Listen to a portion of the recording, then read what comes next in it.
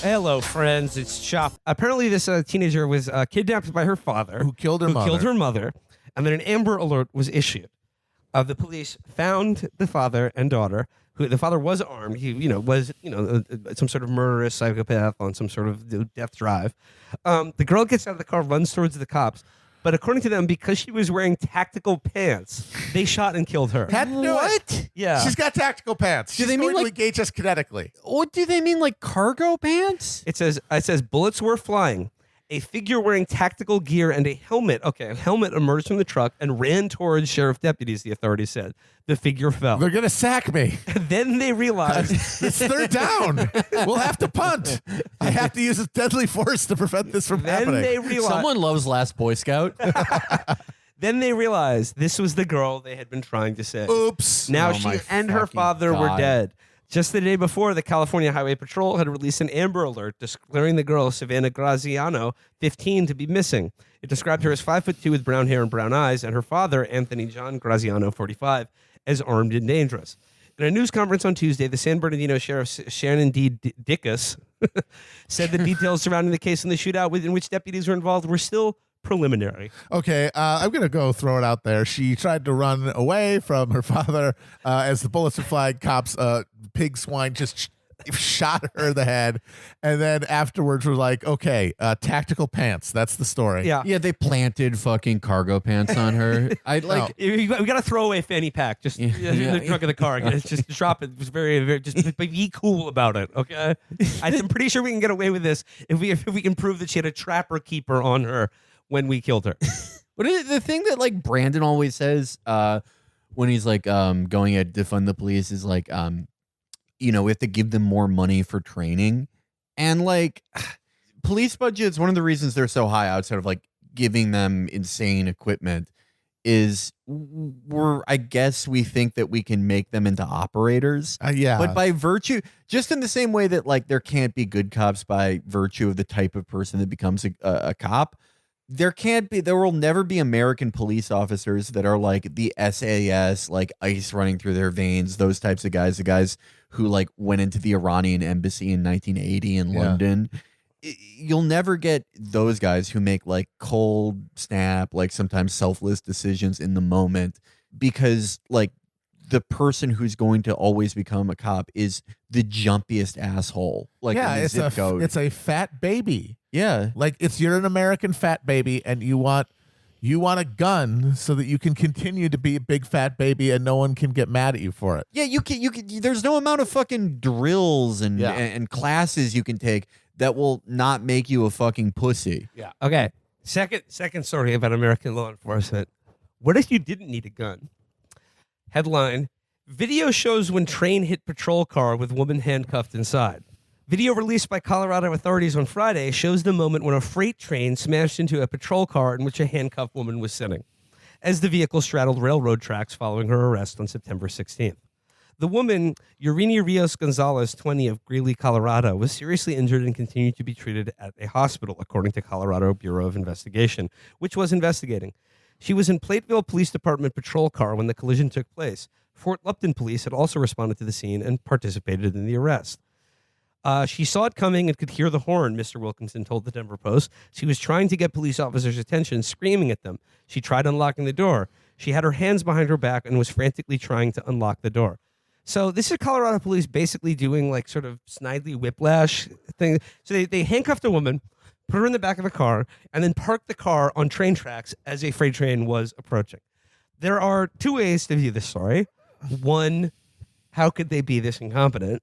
Or two, and in my opinion, given the volume of stories about law enforcement that you read in the newspaper and the media of this nature, would lead me to the conclusion that they wanted to see what would happen when a woman trapped in a car was hit by a train. Yeah. I could definitely see him having the conversation. Like, I've never seen anybody get hit by a train. Let's go. Let's do it. Yeah, I want to figure out what was going on here, obviously. I mean, I hope Rocky and Bullwinkle are in internal affairs to take down Officer Snidely Whiplash. Because, I am legitimately want to know, like, what awful reason this happened. Because, like, obviously, the cops are incompetent enough to, like, forget. That could have happened, for sure. Yeah. I'm not ruling that one out. Yeah, but it's possible that, like, they were trying to kill her for a variety of reasons. I don't know. I think I'll have to wait for the true crime video to find out. Honestly. Like, yeah. We love our cops is the thing. We love our law cops, enforcement. our law enforcement. We love our military. They're important. I wonder how he's doing. He's apparently pleading out right now. Yeah. Okay. He's looking at like 5 years, I guess.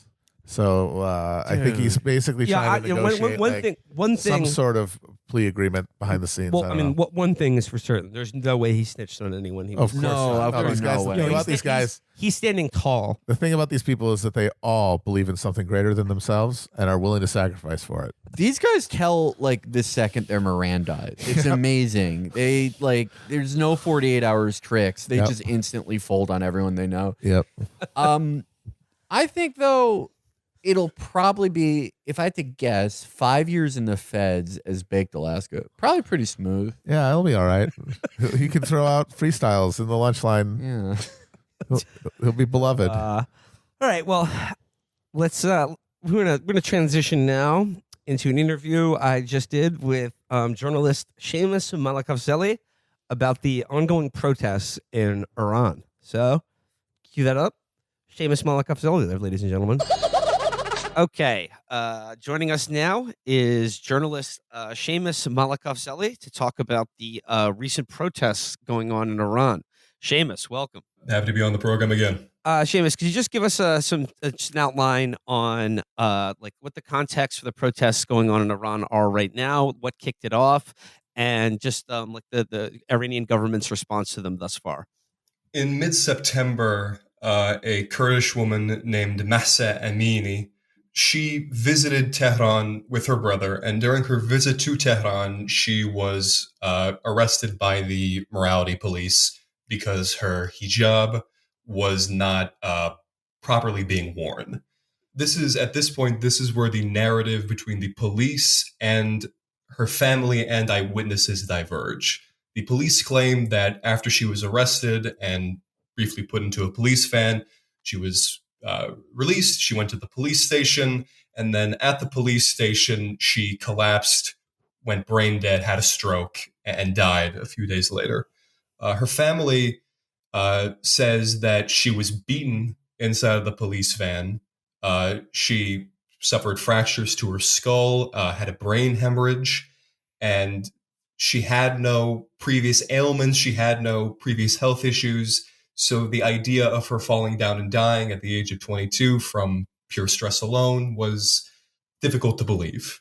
As soon as the news of this broke on social media, protests started almost immediately, primarily concentrated in the country's north, but they were all around Iran, but primarily in the country's north, around Tehran, and in Kurdish majority areas, as Amini was a Kurdish woman.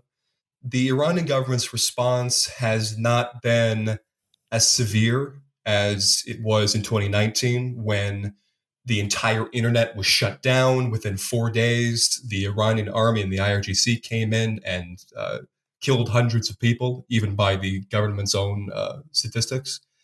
But it has been fairly severe. The death toll is in the tens.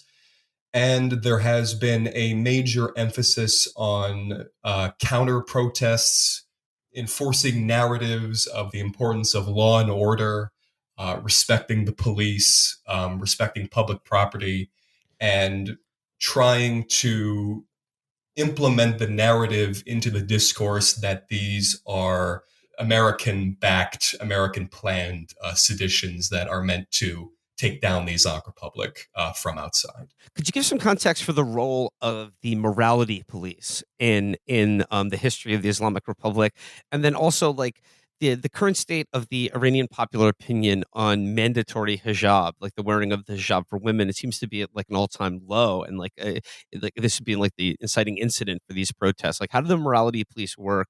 Is the according to polls, only 40% of the Iranian public still supports women wearing mandatory hijab in public. Is this a sign of like an increasing amount of pressure on the Iranian government as a result to these kind of like morality, religious issues? In terms of how the morality police came into being, in the 1940s, the first Shah of the Pahlavi dynasty, Reza Shah, went as far as to ban the hijab entirely. And as a result, the hijab and the chador, the larger Islamic dress, did not fall out of practice, but it became something of a political statement in order to wear the hijab outside. It was a symbol of your social class. It was a symbol of your economic status. It was also a symbol of your ideology and how you respected the Shah. When the Islamic Republic came into being, when it was voted into being by referendum, the idea of the mandatory hijab was very popular. Something in the from anywhere from 80 to 90% of people in Iran backed the idea of hijab being mandatory through police enforcement.